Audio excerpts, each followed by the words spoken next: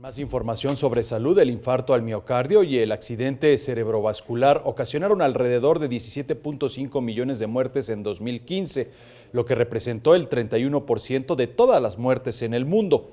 Y de acuerdo al presidente de la Asociación Mexicana de Cardiología, en nuestro país se calcula que 128.731 personas murieron por problemas del corazón en 2015, lo que equivale al 19% del total de defunciones. Esto significa que 1 de cada 3 muertes se deben a esa causa. Los factores de riesgo que contribuyen al desarrollo de estas enfermedades son la hipercolesterolemia, la hipertensión arterial y la diabetes. Aquí hay una trilogía que tenemos que trabajar en conjunto. Uno es la información del médico. Esto es fundamental en los profesionales de la medicina. Pero hay otros 2 rubros que son importantísimos.